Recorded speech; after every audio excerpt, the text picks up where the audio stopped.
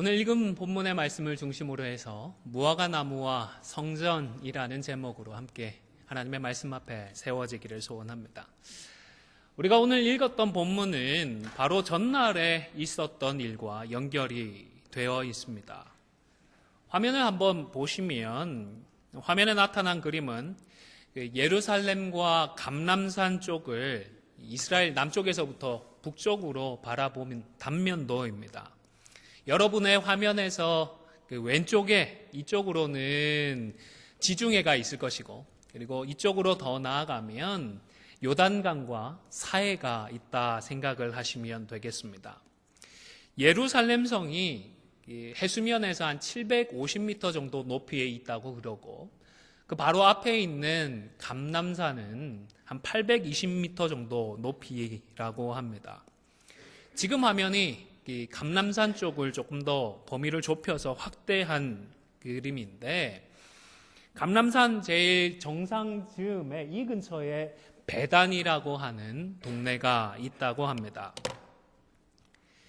이곳에서 예루살렘 성으로 가기 위해서 예수님과 제자들이 이제 아침 일찍 길을 나섰습니다.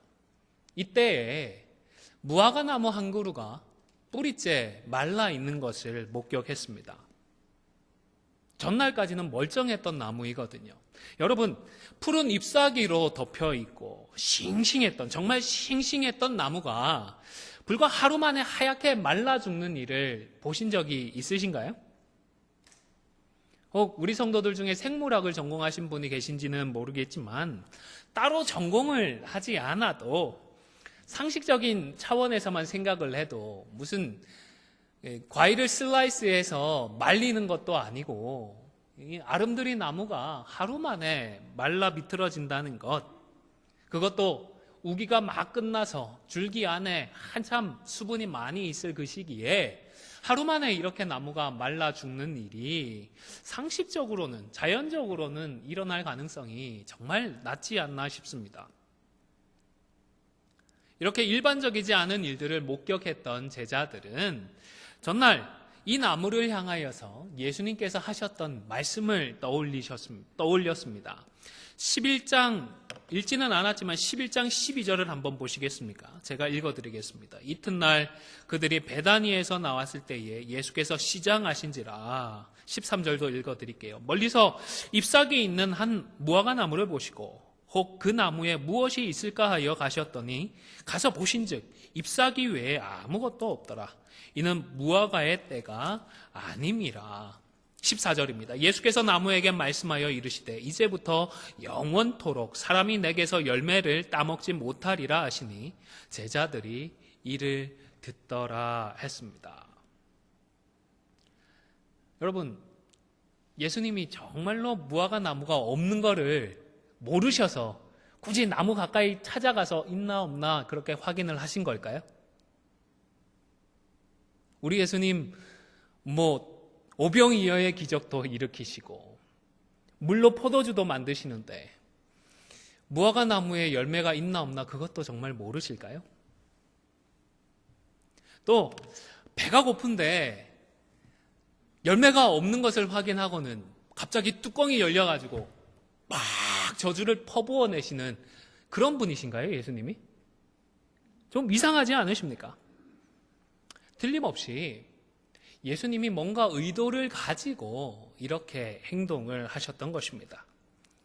물론 직접적으로 예수님께서 그 이유를 말씀하시지는 않았기 때문에 정말 그 예수님의 의중까지는 우리가 알 수 없다라고 하더라도 성경을 기록하고 있는 저자 이 마가는 나름대로 그 상황을 이해하고서 자신의 분명한 관점을 가지고 이 본문을 기록을 하고 있는 것입니다.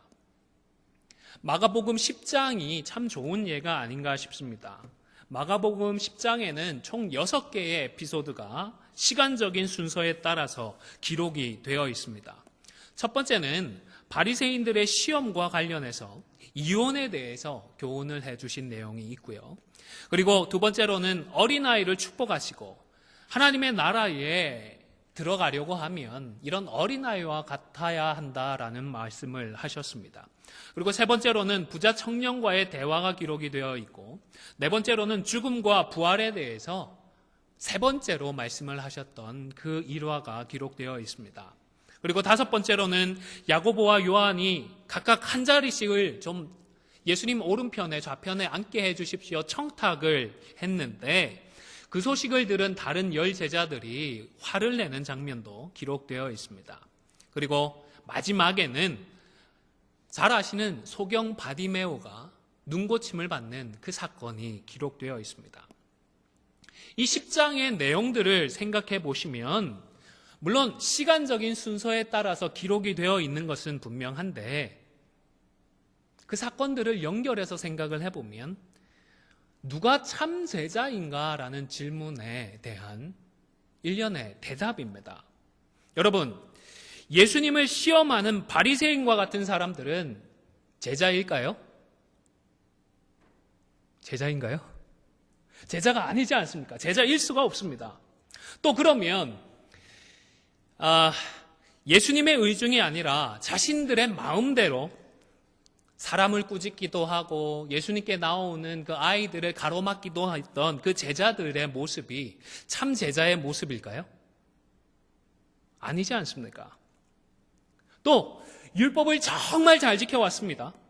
세상적으로나 종교적으로 성공한 삶을 살아가고 있기는 하지만 정작 재물을 가난한 사람들에게 나누어주고 그 뒤에 나를 쫓으라고 하는 예수님의 그 말씀을 듣고서 고민을 하다가 그만 돌아가 버리는 그 부자 청년이 참된 제자일까요? 이 사람도 참된 제자가 아닙니다. 또 십자가와 부활에 대한 말씀을 듣고서도 영광스러운 자리만 탐내고 있던 예수님의 12 제자들에게 참된 제자의 모습이 있었나요? 아닙니다. 그들의 모습도 참된 제자의 모습이 아니었습니다. 그러나 맹인이었고 그래서 거지로 살 수밖에 없었지만, 멸시를 받으며 밑바닥 삶을 살고 있었지만, 그러나 이 바디메오야말로 참된 제자였던 것입니다. 왜 이 바디메오가 예수님의 참된 제자입니까? 우선 그는 예수님에 대해서 바로 알고 그리고 아는 그대로 믿었습니다. 그는 예수님을 다윗의 자손 예수로 고백을 했습니다. 함께했던 제자들은 십자가와 부활 사건에 대해서 듣고서 그것을 제대로 이해하려고 하지도 않았고 오히려 그 길을 막아 나서기까지 했습니다. 그러나 바디메오는 예수님을 메시아로 믿고 그리고 그 길을 따라 나섰습니다. 아마 앞을 보지 못했으니까 귀로 듣는 이야기들에 더 예민할 수밖에는 없었겠습니다. 지나가는 사람들이 예수님에 대해서, 나사렛 예수에 대해서 이런 얘기도 하고 저런 얘기도 했는데 그 이야기를 듣다 보니까 구약 성경에 나타나 있는 구약 성경의 내용들을 자신이 귀로 들으면서 기억했던 바로 그 다윗의 자손 메시아라는 믿음을 가졌던 것입니다. 그리고 예수님이야말로 다윗의 자손이고 메시아이기 때문에 말씀에서 약속했던 대로 소경의 눈도 뜨게 해주실 수 있다라는 이 사실까지도 확신을 했던 것입니다. 그래서 다른 사람이 뭐라고 하든 말을 하지 못하게, 소리 지르지 못하게 제지를 하고 꾸짖더라도 목이 터져라 예수님을 부르짖었던 것입니다. 그리고 단지 그래봤자 손해볼 것도 없고 믿져야 본전이니까 라는 얄팍한 마음으로 예수님을 찾았던 것도 아닙니다. 왜냐하면 바디메오는 그 믿음 때문에 자신에게 가장 귀한 것, 정말 소중한 것들도 내려놓을 수 있었기 때문입니다. 희생할 수 있는 믿음이 진짜 믿음 아니겠습니까? 10장 50절에 보면요, 제가 읽어드릴게요. 마가복음 10장 50절입니다. 맹인이 겉옷을 내버리고 뛰어 일어나 예수께 나아오거늘 했습니다. 이 바디메오가 무엇을 벗어던졌다고요? 겉옷을 내어버렸다라고 했습니다. 오늘날 우리가 생각하는 겉옷과 개념이 좀 다릅니다. 가치도 다릅니다. 유대인들은 그 겉옷을 좀처럼 바꾸지 않았습니다. 오늘날에야 여러 벌의 겉옷을 갖추고 취향에 따라서 또 기분에 따라서 하루에도 여러 번 겉옷을 바꾸어 입을 수 있지만, 그러나 그 당시의 사람들에게는 겉옷이라고 하는 것이 이런 기호품이 아니라 필수품이고 생존에 꼭 필요한 생존 필수품이었습니다. 낮에는 겉옷을 걸치고 다니면서 뜨거운 햇빛을 막았지만 밤에는 이불처럼 덮고 자야 했습니다. 부자들이야 이런 겉옷을 몇 개씩이나 구비해 두고 있었겠지만, 특히나 보통 사람들, 가난한 사람들은 단 한 벌을 가지고 1년 365일 낮에는 덮어 쓰고 있고 밤에는 뒤집어 쓰면서 잤던 그런 소중한 옷이었습니다. 값도 꽤 비쌌습니다. 그런데 앞도 보지 못하는 바디메오가 예수님이 불러주신다라고 단순히 그 소중한 옷을 내려놓고 던져버리고 예수님을 따라갔습니다. 어떤 각오가 있었을까요? 내가 이 눈을 고침받지 못하고 그래서 던져놓았던 옷을 누가 들고 봐버리면 어떻게 하죠? 그래도 괜찮다. 그럴 가치가 있다. 예수님은 충분히 눈을 떠뜨게 해줄 수 있는 분이시고, 설령 그게 안 되더라도 나는 이것들을 다 내려놓겠다 할 수 있는 그런 마음이 이 바디메오에게는 있었던 것입니다. 무엇보다 바디메오는 눈을 뜨자마자 어떻게 했죠? 52절에 보면, 화면을 보시겠습니까? 곧 보게 되어 예수를 어떻게 했다고요? 길에서부터 따르기 시작했다라고 했습니다. 여러분, 한번 생각을 해보십시오. 내가 수십 년 동안 앞을 보지 못하고 살았습니다. 그런데 기적으로 앞이 보이기 시작했습니다. 무엇부터 할까요? 가족부터 찾아가지 않을까요? 사랑하는 부모님, 형제들이 어떻게 생겼는지 보고 싶지 않을까요? 아니면 또 이제는 볼 수 있으니까 그동안 못했던 것들, 이것도 해보고 저것도 해보고 하고 싶은 것들이 얼마나 많이 있겠습니까? 그런데 바디메오는 그런 것들을 하러 쫓아가지 않고 무엇을 했다고요? 바로 그 시에 그 자리에서부터 예수님을 따라 나섰던 것입니다.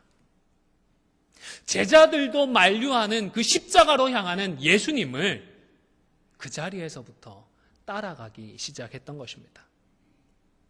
바로 이러한 결론에 우리가 도달할 수 있도록 마가는 여러 일화들 가운데에 이런 자신의 관점을 드러내기 위하여서 어느 정도 선택을 하고 이 내용들을 기록하고 있습니다. 누가복음과 비교를 해보시면 누가복음에는 삭개오나 또 다른 사건들이 더 기록되어 있지만, 마가는 자신의 관점을 드러내기 위하여서, 알리기 위하여서 모든 내용들을 다 기록해 놓지는 않았던 것입니다. 그리고 마가가 염두에 두고 있었던 첫 번째의 독자들은 이 바디메오가 누구인지 잘 알고 있었습니다. 이미 아시는 분도 계시겠지만 바디메오의 이름이 무엇일까요?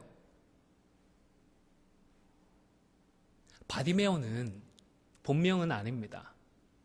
바자가 왜 영어에도 맥이라는 단어처럼 누구의 아들이라는 그런 뜻이거든요. 디메오의 아들이라는 그런 별명입니다.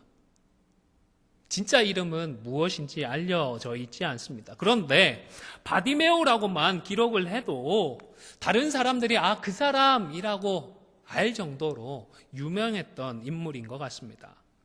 별명만 말해도 기억할 정도로 교회를 위하여서, 하나님의 나라를 위하여서 헌신했던 귀한 분인 것 같습니다.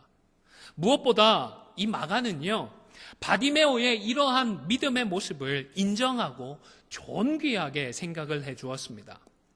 유대인들에게 이름 앞에 붙이는 누군가의 아들이라는 이런 호칭은 그 사람을 정말 인정해주고 존귀하다라고 확인해주는 호칭이었습니다.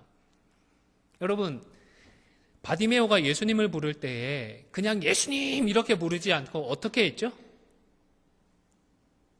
오늘 읽었잖아요. 누구의 자손이요? 다윗의 자손, 다윗의 아들, 다윗의 후손 이런 표현이 그냥 사실관계에도 부합을 할 뿐만 아니라 이렇게 불러주는 것은 예수님을 인정하고 높여드리는, 예수님이 정말로 존귀하다라고 인정하는 표현이었던 것입니다. 앞서 말씀드렸듯이 바디메오만 이렇게 불러도 이런 별명 자체에서 디메오의 아들임을 알 수가 있는데, 마가는 바디메오다 이렇게만 기록하지 않았습니다. 맹인 소경이라는 그런 단어도 넣었지만 그 앞에 어떤 단어가 또 들어갔죠? 굳이 디메오의 아들 바디메오라고 표현을 해두었던 것입니다. 필요 없는 표현이잖아요. 바디메오만 해도 되는데 왜 디메오의 아들이라는 이 구절까지 정확하게 넣어서 표현을 했던 것일까요? 마가는 바디메오가 예수님을 존귀하게 여기고 인정했던 다윗의 자손 예수다라고 고백했던 이 고백만큼이나 이 바디메오는 디메오의 아들로서 믿음의 사람들에게 기억이 되어지고 인정받을 만한 귀한 믿음의 본이 될 만한 사람임을 처음부터 선포해 두었던 것입니다. 바디메오는 맹인이었고 거지에 불과했던 밑바닥 인생이었습니다. 사실 누가복음에서는 바디메오라는 별명이나 또 본명도 기록해 놓지 않았지만 그냥 소경이라고만 언급을 했지만, 마가는 예수님을 바로 알고 믿고 그 믿음으로 결단하고 예수님을 따르기 시작했던 이 사람이야말로 참된 제자이고 다른 그 누구보다 이 땅에서 존귀한 사람이라는 사실을 교훈하기 위하여서 처음부터 디메오의 아들 바디메오라고 소개를 했던 것입니다. 다윗의 자손 예수님만큼은 아니더라도 다른 누구 못지않게 존귀한 자임을 선언해 주었던 것입니다. 우리는 성경을 읽을 때에 성경의 사건들을 개별 사건으로만 생각하지 말고 이렇게 전체적인 틀 안에서 연결된 사건들로도 생각을 할 필요가 있습니다. 오늘 본문도 마찬가지입니다. 마가는 왕으로서 환영을 받으며 예루살렘에 입성하셨던 예수님께서 제일 먼저 하셨던 일이 무엇이냐? 잊지 않고 기록을 했습니다. 그게 무엇이었죠? 제가 읽어드린 것처럼 멀쩡한 무화과 나무를 바라보시면서 사람들이 다시는 그 열매를 못 먹을 거야 라며 저주를 하셨습니다. 그리고 그 다음으로는 예루살렘 성에 올라가셔서 성전을 청결하게 하셨습니다. 그리고 다시 우리가 오늘 읽었던 이 본문에 와서는 예수님이 저주하셨던 대로 무화과 나무가 하루 만에 뿌리부터 말라 죽은 사건을 기록해 두고 있습니다. 이 11장의 이러한 사건들도 별개의 사건들만을 시간적으로 기록해 둔 것이 아니라, 기계적으로 그저 나열해 놓은 것이 아니라 이 사건들을 꿰뚫고 있는 나름의 관점이 있는 것입니다. 분명한 메시지가 담겨 있는 것입니다. 1절에 보시면 감람산 벳바게와 베다니에 이르렀을 때라고 기록을 해두었습니다. 예수님께서 이번에 마지막으로 예루살렘 성에 오셨을 때에는 낮에는 예루살렘 성 안으로 들어가셔서 해야 할 일들을 하셨습니다. 그런데 일이 마치면 화면에서 확인하셨듯이 좀 떨어져 있는 베다니로 들어가셔서 유숙을 하셨습니다. 아마 6월절이니까 전 세계로부터 이 명절을 지키기 위해서 몰려든 사람들 때문에 예루살렘 성 안에는 묵을 방이 별로 없지 않았을까 싶기도 합니다. 방도 없었겠지만 아마 베다니에서 이 사람의 집에서 묵었을 것 같아요. 베다니에는 누가 살았죠? 그렇습니다. 감사합니다. 나사로의 집이 있었습니다. 마르다와 마리아의 집이 있었습니다. 그 집에 가서 아마 묵지 않았을까 많은 분들이 추정을 합니다. 그런데 그 집이 어디에 있었다고요?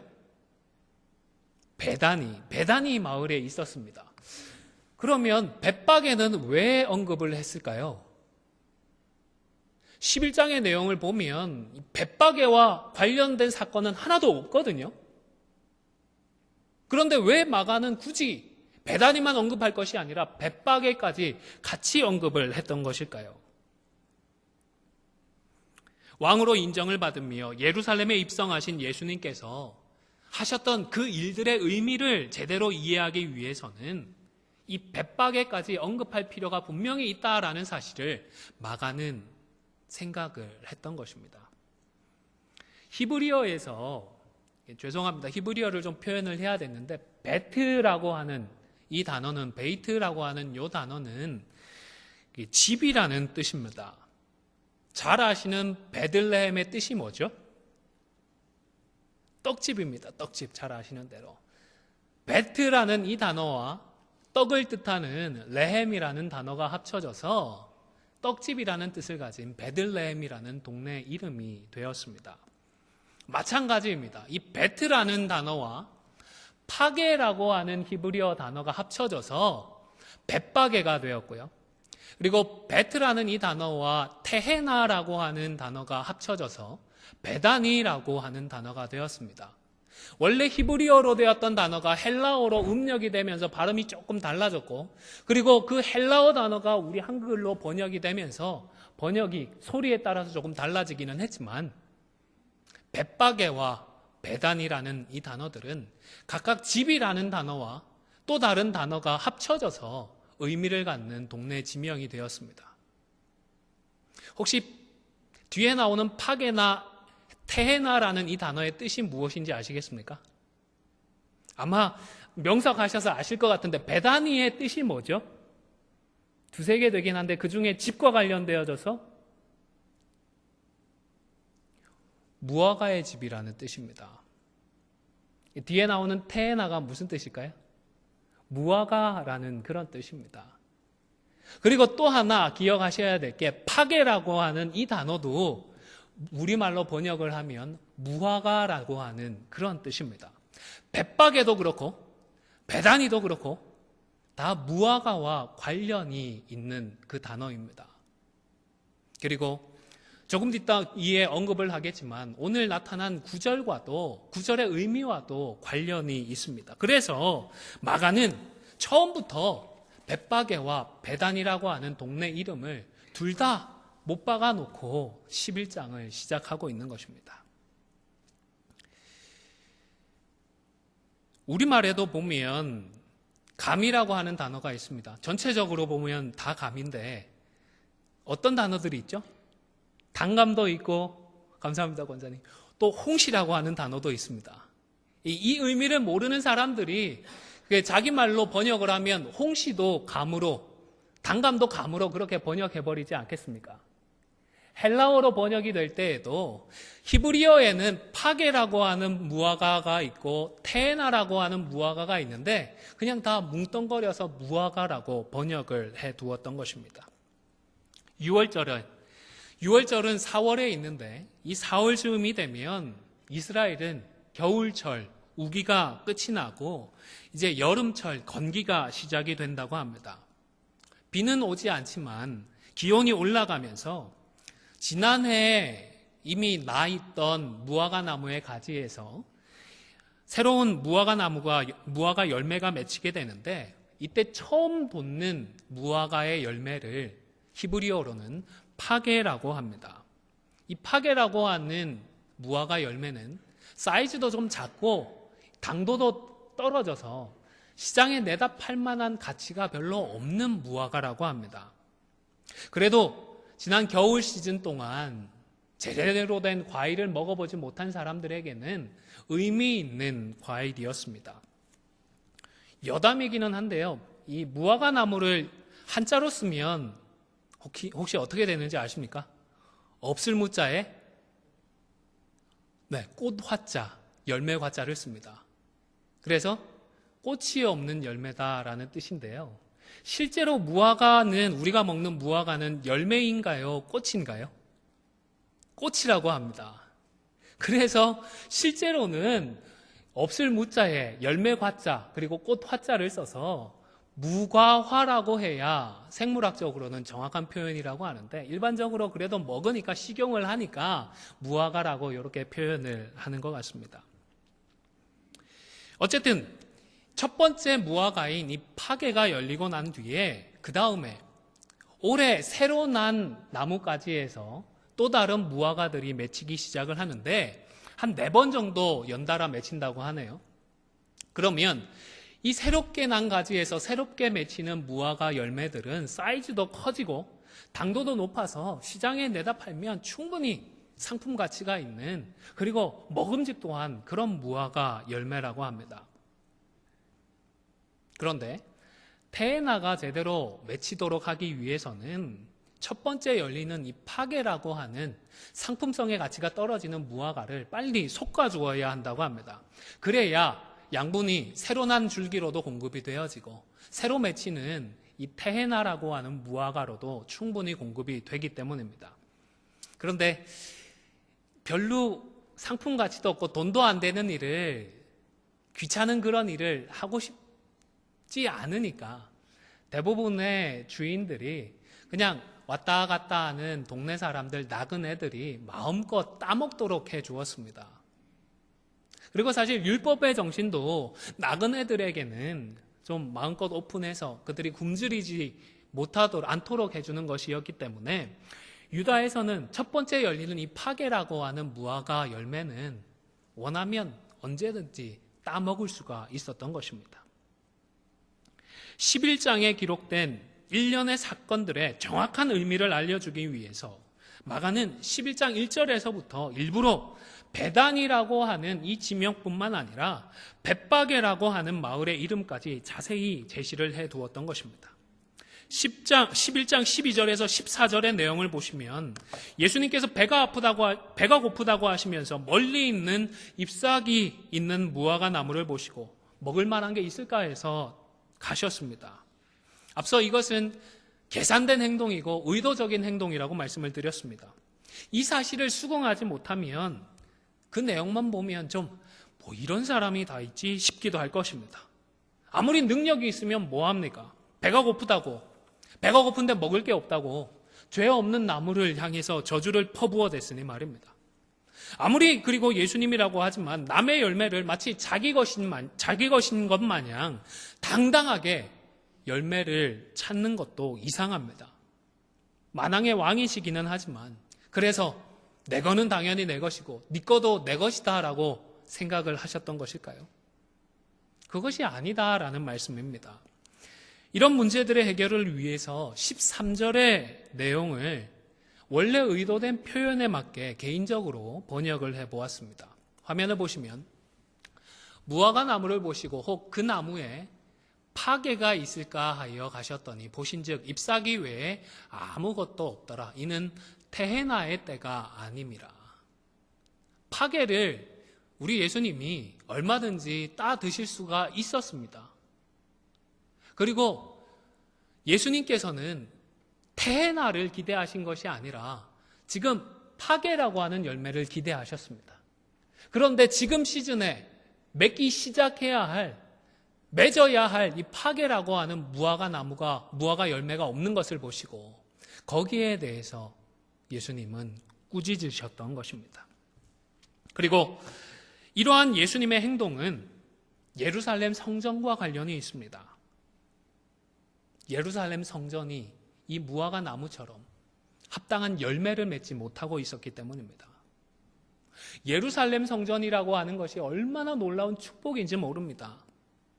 하나님께서 죄의 문제를 해결해 줄 수 있는 유일한 방법으로 허락해 주셨던 것이 이 성전입니다. 하나님과의 관계를 이어나갈 수 있도록 축복 중에 축복으로 허락해 주신 것이 이 성전이었던 것입니다. 그러나 이스라엘 백성들은 그것을 받아서 기뻐하고 즐거워하고 자랑스러워하기까지 했지만 정작 거기에 합당한 열매를 맺지 못하고 있었습니다. 떠벌리고 자랑스러워하면서 전 세계로부터 사람들이 이 성전으로 찾아오고는 있었지만 그러나 그렇게 모인 사람들이 죄의 문제를 해결하고 하나님 앞에 회개하는 기도를 올려드려야 할 그 자리에서 사람들은 비싼 이문을 남기면서 재물을 팔고 있었습니다. 환전을 하도록 했습니다. 성전의 뜰은 이방인들이 몰려와서 하나님 앞에 기도해야 하는 곳이었지만 장사를 하기 위하여서 이 성전뜰에서 이런 일들을 하도록 했던 것입니다. 성전은 있었지만 성전의 기능은 완전히 무너지고 말았습니다. 종교적인 잎사귀는 무성하게 있었지만 죄사함의 열매와 죄 용서의 진짜 열매는 전혀 맺히지 못하고 있었던 것입니다. 그래서 예수님은 예루살렘에 올라가셔서 이 성전을 청소하는 일부터 하셨습니다. 그것도 일부러 보란 듯이 뒤집어 엎고 집어 던지고 하시면서 정말로 임팩트 있게 이 일을 하셨습니다. 그래도 사람들은 정신을 차리지 못했습니다. 그때뿐이었습니다. 오히려 이 일로 대제사장과 서기관들은 예수님을 죽이려고 했습니다. 그래서 이 예루살렘 성전은 결국 무너지고 말았습니다. 하나님께서 심판해버리고 말았던 것입니다. 맺어야 할 열매를 맺지 못하고 무성한 잎사귀로 사람들만 미혹을 했던 무화과 나무가 저주를 받았던 것처럼 열매 맺지 못하는 예루살렘 성전은 그렇게 무너지고 말았던 것입니다. 이런 의미를 아직 알 길이 없는 베드로는 오늘 본문 21절에서 무화과 나무가 뿌리에서부터 마른 그 이유를 예수님께 여쭈었습니다. 그러나 예수님은 베드로의 질문과는 다소 동떨어진 대답을 하셨습니다. 22절 말씀을 성경을 보시면서 다시 읽도록 하겠습니다. 11장 22절입니다. 시작. 예수께서 그들에게 대답하여 이르시되 하나님을 믿으라. 무화과 나무가 왜 이렇게 말라 죽었죠, 예수님? 이렇게 질문을 했는데 예수님의 대답은 하나님을 믿어라.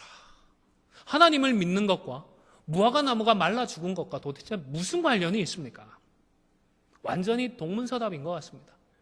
그런데 우리가 조금만 더 깊이 묵상을 해보면 이 말씀은 믿음으로 구하는 기도의 능력에 대해서 교훈을 하고자 함이었음을 알 수가 있습니다. 하나님을 믿고 기도를 하면 설령 산더러 바다에 던지라고 해도 그대로 될 것이라는 말씀입니다. 또 이렇게만 이야기를 하면 말씀을 하시면 혹 모든 기도가 다 그렇다라고 모든 기도가 다 이런 능력으로 나타난다라고 오해를 할 것 같으니까 기도 중에서도 어떤 기도를 의미하는지 그 범위까지 분명하게 알려주셨습니다. 25절 말씀도 같이 읽을게요. 성경을 보시면서 25절을 읽겠습니다. 시작. 서서 기도할 때에 아무에게나 혐의가 있거든 용서하라. 그리하여야 하늘에 계신 너희 아버지께서도 너희 허물을 사하여 주시리라 하시니라. 아멘. 여러분, 이루어질 줄 믿고 의심하지 않고 기도할 때에 그대로 이루어지는 기도는 어떤 기도이죠? 25절의 말씀을 보면 죄 용서를 구하고 죄 사함을 구하는 기도인 것입니다. 그러니까 우리가 바라고 소원하는 것들을 그저 주님 믿습니다라고 기도한다고 해서 그 모든 기도들이 다 응답된다라는 말씀이 아니에요. 우리가 믿음으로 나의 죄의 문제를 놓고서 하나님, 내가 이런 죄인입니다. 용서받을 수 없는 죄인이지만 주님 십자가 보혈을 의지하여 회개합니다. 용서해 주십시오. 그렇게 간구할 때에 하나님은 언제나 100% 응답해 주셔서 죄를 용서해 주신다라는 말씀인 것입니다. 십자가에서 우리를 위한 대속의 죽음을 감당하신 예수님의 이름으로 회개하는 기도를 할 때에 우리의 모든 죄는 반드시 사함을 받는 것입니다.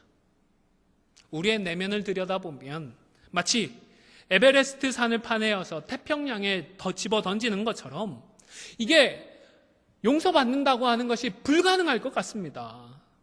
그러나 예수님을 믿고 믿음으로 구할 때에는 정말로 흰눈같이 깨끗하게 사함을 받게 되는 것입니다. 할렐루야. 정말로 여러분, 이런 놀라운 죄사함의 은혜에 감사해서 우리가 할렐루야라며 하나님을 찬양해야 되지 않겠습니까? 그런데 여기서도 그저 예수님의 이름으로 용서를 구한다고 해서 다 되는 것은 아니다라고 말씀을 하십니다. 용서를 위해 간구할 뿐만 아니라 어떻게 하라고요? 혐의가 있는 사람을 용서하라고 말씀을 하십니다. 그저 혐의 있는 정도만이라고 하더라도 그 사람을 용서해 주라는 것입니다. 그래야 하늘 아버지도 우리를 용서해 주신다고 하는 것입니다. 솔직히 이것이 참 힘든 일인 것 같습니다. 기도를 할 때에 우리 심령 가운데 항상 은혜롭고 신령한 것들만 생각나지는 않습니다. 집중해서 기도를 하려고 하는데 기도하는 중에 나한테 손해를 끼쳤던 사람, 나한테 상처를 준 사람, 교회에 피해를 끼치는 사람, 다른 성도들에게 시험거리를 준 사람, 그런 사람들 생각이 나서 집중이 되지 않을 때가 있습니다. 마음이 상하고 괴롭고 화가 나서 기도를 이어나가기가 힘들 때도 있습니다. 그런데 바로 그런 때에는 이런 사람들까지 용서할 수 있게 해달라고 기도해야 하는 것입니다. 왜요? 그래야 나도 아버지께 용서를 받을 수 있기 때문입니다. 자기 자신의 죄를 회개하고 다른 사람의 혐의를 용서하고 그래서 모두가 죄사함의 열매를 맺어가야 하는 것입니다. 오늘 11장에 1년 된 이 말씀들을 통하여서 사도 마가는 바로 이 사실을 저와 여러분에게 권면하고자 하는 것입니다. 이제 말씀을 마무리하고자 합니다. 사랑하는 성도 여러분, 맺어야 할 열매를 맺지 못했던 그 무화과 나무는 맺지 못한 열매 때문에 책망을 받았습니다. 또 하나님께서 구약의 이스라엘 백성들에게 허락해 주셨던 가장 큰 축복 중에 축복이었던 그 성전도 회개의 기도를 가로막고 강도의 소굴이 되어버리자 예수님께서 청소를 하고자 하셨고 결국 하나님의 심판으로 무너져 내리고 말았습니다. 여러분, 무화과 나무나 그 무성한 잎사귀가 중요한 것이 아니었습니다. 그리고 화려하고 사람들로 붐비는 성전 그 자체도 중요한 것은 아니었습니다. 하나님은 합당한 열매를 기대하십니다. 그래서 세례 요한도 누가복음 3장 8절에서 그러므로 회개에 합당한 열매를 맺고 속으로 아브라함이 우리의 조상이라 말하지 말라 이렇게 선포했던 것입니다. 아브라함의 자손이라고 하는 그 귀한 혈통조차도 길바닥에 굴러다니는 돌멩이에 불과합니다. 열매 없는 유대인은 이방인과 별반 차이 날 것이 없고 그냥 굴러다니는 돌멩이에 불과한 것입니다. 꼭 기억하시기를 바랍니다. 하나님은 회개에 합당한 열매를 저와 여러분 그리고 우리 교회에 기대를 하십니다. 사랑하는 성도 여러분, 사순절 기간을 보내고 있습니다. 자기 자신을 돌아보시기를 바랍니다. 말씀에 비추어서 우리의 악한 부분, 우리의 죄악된 부분을 회개하십시오. 악하고 죄악된 삶에서 돌아서십시오. 망령된 행실들을 버리고 거짓된 말들을 중단하십시오. 뿐만 아니라 십자가로 나를 용서해 주신 우리 주님을 묵상하며 다른 사람들의 허물까지도 용서하십시오. 혹 용서가 안 되면 용서할 수 있는 마음이라도 달라고 그렇게 기도하시기를 바랍니다. 하나님은 남을 용서하지 않으면서 자기 죄만 용서받기를 바라는 사람들의 기도를 결코 기뻐하지 않기 때문입니다. 아무쪼록 우리가 읽었던 오늘 본문의 말씀 앞에서 결단하여 믿음에 합당한 열매를 풍성하게 맺어가는 우리 모두가 다 되시기를 주님의 이름으로 간절히 축원을 드립니다.